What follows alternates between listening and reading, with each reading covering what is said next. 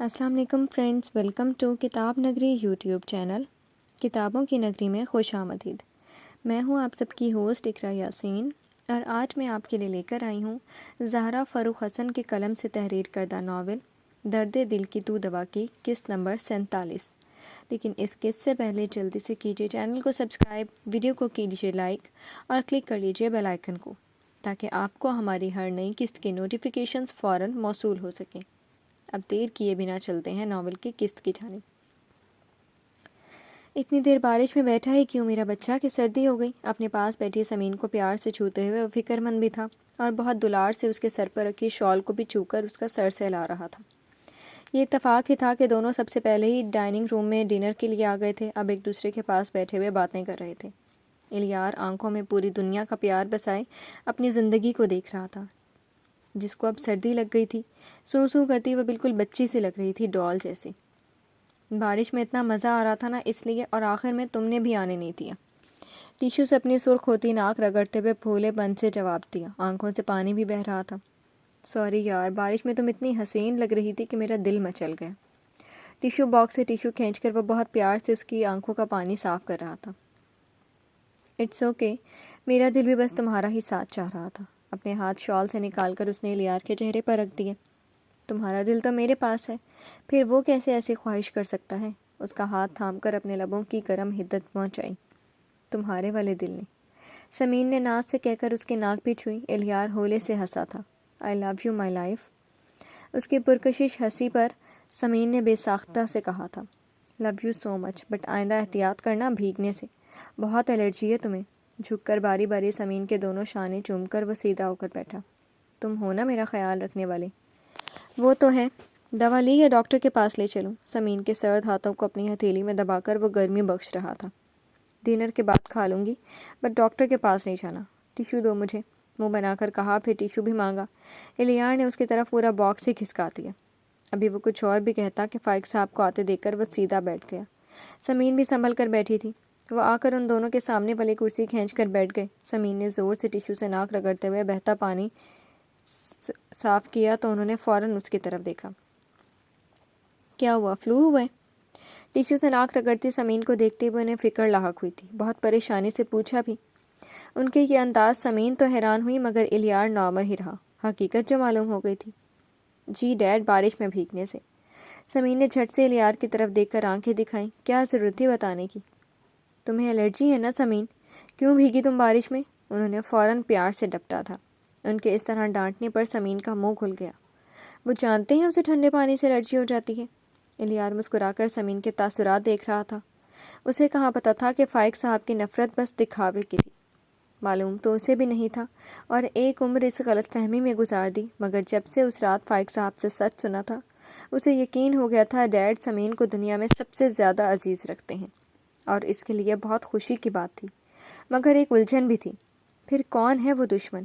ماضی میں کیا ہوا جو اسے بتایا نہیں جا رہا تھا؟ ایلی سے ڈاکٹر کے پاس لے کر جاؤ، انہوں نے اسے نرمی سے حکم دیا تو الیار چونک کر خیالات سے باہر آ گیا۔ نہیں، میں نے نہیں جانا، وہ انجیکشن لگا دیں گے تو۔ سمین بے ساختہ ڈری ڈری بولی تو جہاں الیار ہنسا وہیں فائق صاحب بھی مسکرا دیے۔ میں ٹھیک ہو جاؤں گی ایلی، تم نے دوائی دی ہے نا؟ اس بار وہ بہت میٹھی آواز میں بولی۔ میں نے کب؟ الیار نے تعجب سے دیکھا۔ دی ہے، ابھی لا کر دی نا۔ ہونٹوں پر مسکراہٹ اور آنکھوں میں تنبیہ لے کر اسے گھورا۔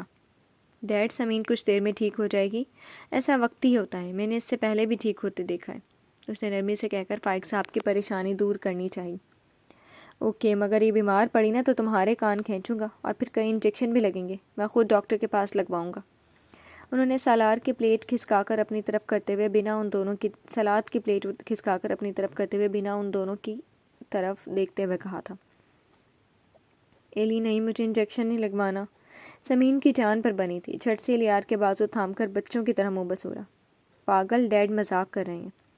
وہ ہنسی چھپائے اس کے گال تھپک کر فائق صاحب کو دیکھنے لگا جو اپنی مسکراہٹ ضبط کر رہے تھے۔ بولو نا ان کو، میں نے انجیکشن نہیں لگوانے۔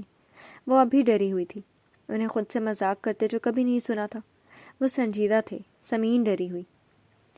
اف ڈیڈ، آپ خود کہتے ہیں میری جان کھا جائے گی۔ الیار جھنجھلا کر ان سے بولا تو انہوں نے ناک پر انگلی پھیر کر سمین کی طرف دیکھا، جیسے وہ اپنی ہنسی ضبط کرنا چاہتے ہوں۔ میں انجیکشن نہیں لگواؤں گا۔ آخرکار انہوں نے الیار کی مشکل حل کر دی۔ آپ کو معلوم ہے میں انجیکشن دے کر بے ہوش تک ہو جاتی ہوں، پاپا سے پوچھ لیجیے گا۔ یہ پہلی بار تھا کہ وہ فائق صاحب سے براہ راست بولی تھی۔ انداز بڑا بھولے پن سے بھرا تھا۔ یہ دیکھیں ڈیڈ، انجیکشن دے کر بے ہوشی۔ الیار کو ہنسی سی آ گئی۔ بیمار ہوتی تو انکل پھر کیسے ٹھیک کرتے تھے تمہیں؟ الیار اپنی ہنسی چھپاتا سنجیدہ بن گیا۔ تم ہنس رہے ہو میری بات پر؟ سمین کو برا لگا تو اس نے جھٹ سے ہنسی دبائی۔ نہیں میرے بچہ، میں بالکل ہنس نہیں رہا۔ فائق صاحب بہت دلچسپی سے ان دونوں کو دیکھ رہے تھے، منہ بناتی سمین اور پیار سے مناتا الیار۔ نہ جانے کیوں آنکھوں کے گوشے نم ہوئے تھے۔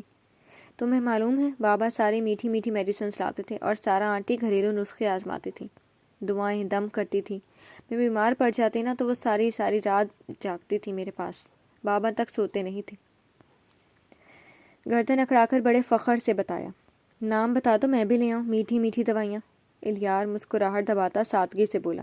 بابا سے پوچھ رہے نا، سارا آنٹی نے سب دواؤں کے نام لکھ کر اپنی ڈائری میں رکھے ہوئے تھے۔ سمین کے اس طرح بولنے پر الیار کو اس پر بہت پیار آ رہا تھا۔ سارا تمہیں بہت چاہتی تھی نا؟ ایک دم سے فائق صاحب نے پوچھا تھا۔ دونوں نے ایک ساتھ انہیں دیکھا۔ جی بہت بہت زیادہ، بالکل ماں جیسا۔ سمین کی آواز میں بہت فخر گھلا تھا۔ سارا ماں ہی تھی تمہاری، بہت چاہتی تھی تمہیں، اتنا کہ اس کے لیے میں نے تمہیں خود سے دور کر دیا۔ وہ شاید کہیں اور کھوئی تھی۔ الیار بری طرح سے چونکا تھا۔ وہ مبین انکل کی بیوی کا ذکر کیوں اتنے پیار سے کر رہے ہیں؟ سارا کا نام لیتے ہوئے ان کی آواز میں کیوں اتنی تڑپ ہے؟ آنکھوں میں درد سے جھلک رہا تھا۔ اور ان کے لیے کیوں کہا ڈیڈ نے کہ وہ ان کی سمین سے دوری اختیار کر چکے تھے؟ تم سارا کو ممی کیوں نہیں کہتی؟ ان کے دوسرے سوال پر سمین نے بس انہیں دیکھا، پھر الیار کی طرف وہ فائق صاحب کے سارے تاثرات دیکھ پرکھ رہا تھا۔ پتہ ہے ایلی، سارا آنٹی کتنا بولتی تھی مجھے ماما کہو، مگر پتہ نہیں کیوں میرے منہ پر آنٹی چھڑ گیا تھا، شاید سب کا سن سن کر۔ سمین بڑی خوشی خوشی اسے بتا رہی تھی اور الیار بس فائق صاحب کو دیکھ رہے تھے۔ تمہاری سارا آنٹی مبین انکل کی رشتہ دار تھی کیا؟ ان دونوں کی لو میرج تھی کیا؟ بہت ذکر سنا ہے انکل کے منہ سے ان کا، بہت چاہتے تھے ان کو وہ۔ موقع تو نہیں تھا، مگر الیار نے باتوں باتوں میں سمین سے پوچھ لیا، شاید آج کچھ اور بھی راز کھل جائے۔ اس نے چپکے سے فائق صاحب کی طرف دیکھا، ان کے چہرے پر کتنے تاریک سائے پھیل گئے تھے۔ الیار کا شک یقین میں بدلا سارا ہو نہ ہو، سارا کا تعلق ایسا تھا جو فائق صاحب کے ماضی سے جڑا تھا، مگر کون سا؟ معلوم نہیں۔ ایک بار بابا سے پوچھا تھا کہ وہ سارا آنٹی سے کہاں ملے۔ بابا بولے تم ابھی چھوٹی ہو، ان سب معاملات میں مت پڑو۔ اس کے بعد پھر کبھی میں نے پوچھا بھی نہیں۔ ہاں مگر بابا اور آنٹی میں محبت کے ساتھ ساتھ انڈرسٹینڈنگ بھی بہت تھی۔ وہ دونوں بغیر کہے ایک دوسرے کے دکھ بانٹ لیتے تھے۔ وہ بہت پرجوش ہو کر دونوں کے بارے میں الیار کو بتا رہی تھی۔ الیار بہت غور سے فائق صاحب کو دیکھ رہا تھا، جن کے چہرے کا رنگ تبدیل ہو رہا تھا۔ ابھی وہ کچھ اور پوچھتا کہ باقی سب کو آتے دیکھ کر اسے خاموش ہونا پڑا۔ کھانا ہلکی پھلکی باتوں کے ساتھ ہی کھایا گیا۔ سب بول رہے تھے بس 3 افراد کے علاوہ۔ نگار ویسے ہی چپ رہتی تھی، آج کچھ اور خاموش تھی۔ فائق صاحب ہو کر بھی وہاں موجود نہیں تھے اور الیار اپنی ہی الجھنوں میں گرفتار تھا۔ سب سے پہلے فائق صاحب اٹھ کر گئے تھے۔ الیار بہت زیادہ الجھ چکا تھا۔ ڈنر کے بعد سمین بھابھی کے ساتھ مصروف ہو گئی تھی تو وہ کچھ دیر ٹہلنے کے ارادے۔ بارش پوری طرح سے رکی ہوئی تو نہیں تھی، مگر بہت ہلکی ہو چکی تھی۔ وہ آرام سے پھوار میں بھیگتا بنگلے سے باہر نکل کر بے وجہ سڑکوں پر ٹہلتا رہا۔ اپنے بچپن سے لے کر اب تک کی ساری کڑی سے کڑیاں جوڑ توڑ کر کچھ بھی حاصل نہیں ہوا تو تھک ہار کر وہ پھر سے بنگلے کی طرف چلا آیا۔ اسے اچھی خاصی دیر ہو چکی تھی اور سمین پریشان ہو چکی ہوگی، اسے یہ سوچ کر وہ تیز تیز قدموں سے چلتا ہوا اندر آیا تھا۔ باقی سب سونے کے لیے جا چکے تھے۔ روم میں جانے سے پہلے اس سے کچھ خیال چھو کر گزرا تو وہ مسکرا کر ایک طرف بڑھا۔ ایک کام بھی تم لوگ ڈھنگ سے نہیں کر سکتے ہو؟ میں نے اب تک کس بات کی تنخواہ دی ہے تم لوگوں کو؟ نگار ایک طرف لان کے آخری سرے پر ٹہلتے ہوئے موبائل کان سے لگائے ہوئے لگاتار اس طرف موجود شخص کو بھڑک کر باتیں سنا رہی تھی۔ اس بار مجھے اس لڑکی کی موت چاہیے۔ وہ جب تک مرے گی نہیں میرے دل کو چین نہیں ملے گا۔ اگر وہ نہیں مری تو میرا بیٹا کبھی اس سے الگ نہیں ہوگا، سمجھے تم لوگ؟ نگار اس بار بہت زور سے تھاڑی تھی۔ ہاتھوں کی مٹھیاں بھینچے ہوئے وہ غصے اور نفرت سے بول رہی تھی۔ پہلے بھی تم لوگوں کی وجہ سے کام خراب ہوا تھا۔ اگر اس دن اس کا باپ آ گیا تھا تو کیا قیامت آ گئی تھی، دونوں کو مار ڈالتے۔ بندے مارنے میں اب کیوں موت پڑ گئی تھی تم لوگوں کو؟ نگار کا بس نہیں چل رہا تھا کہ خود ہی گن لے کر سمین کے ساتھ ساتھ فائق کا بھی خاتمہ کر ڈالے۔ اچھا ٹھیک ہے، الیار آ گیا تھا، بس یہ ایک بہانہ تم لوگوں کے پاس ہے۔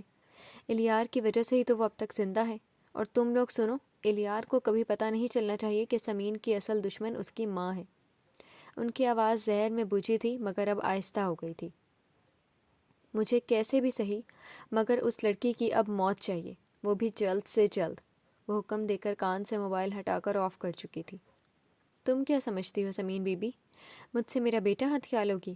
میں نے تمہاری ماں سے زین چھینا تھا اور اب اس کی بیٹی سے اپنا بیٹا چھینوں گی، تب جا کر مجھے سکون ملے گا۔ وہ سمین کے تصور سے بولتے نفرت اور حسد کی ماری ایسی مورت بن چکی تھی کہ اس بار خود ان کے بیٹے کا معاملہ تھا، یہ بھی بھول چکی تھی۔ بہت حفاظت کر رہا ہے نا تمہارا باپ، دیکھنا ایک دن اسی کے سامنے ہی تمہارے اتنے ٹکڑے کروں گی کہ وہ گن بھی نہیں پائے گا۔ شعلے اگلتی وہ لگاتار غائبانہ سمین سے کہہ رہی تھی۔ اس وقت وہ ایک ایسی نفسیاتی مریض لگ رہی تھی جسے اپنی بھی سدھ نہ ہو۔ الیار، تم اتنی آسانی سے نوشی کی بیٹی سے محبت نہیں کر سکتے، تمہیں اس سے نفرت کرنی ہے، جیسے میں کرتی ہوں۔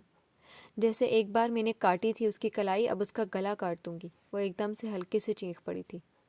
تم جہاں کہیں بھی ہو نوشی، سن لو، میں تمہیں جیتنے نہیں دوں گی۔ تم نے ساری زندگی مجھے محبت کے لیے ترسایا ہے، تو میں تمہاری بیٹی کو الیار کی محبت کے لیے ترسا دوں گی۔ میں نگار ہوں، نگار۔ میں محبتیں چھین کر اپنا نصیب بنا لیتی ہوں، سمجھی تم نوشین؟ وہ آسمان کی طرف چہرہ اٹھائے پاگلوں کی طرح چلا رہی تھی۔ لان کی اس خاموشی ان کی نفرت بھری آواز سے گونج رہی تھی۔ تم نے میرا زین مجھ سے چھینا تھا نا، تو میں نے تم سے زین ہی نہیں، تمہاری محبت، تمہاری عزت، تمہارے ماں باپ کا مان، تمہارا غرور، یہاں تک کہ تمہارا شوہر بھی چھین لیا۔ فائق تک کو تم سے نفرت کرنے پر مجبور کر دیا، تمہیں تباہ کر دیا، اور اب تمہاری بیٹی کی باری ہے۔ اب وہ نگار کی سازشوں کا شکار ہوگی اور نگار پھر سے جیتنے کا جشن منائے گی۔ وہ بولتے بولتے ایک دم سے ہنسنے لگی۔ ہنستے ہنستے وہ وہیں لان کے بھیگے فرش پر بیٹھی تھی۔ آنکھوں میں انچاہا پانی اترنے لگا، مگر اب بھی وہ ہنسے جا رہی تھی۔ جی فرینڈز، کیسی لگی آپ کو آج کی قسط؟ امید ہے آپ کو پسند آئی ہوگی۔ کمنٹ سیکشن میں اپنی رائے کا اظہار ضرور کیجیے گا۔ پھر حاضر ہوں گے نئی قسط کے ساتھ، تب تک کے لیے شکریہ، اللہ حافظ۔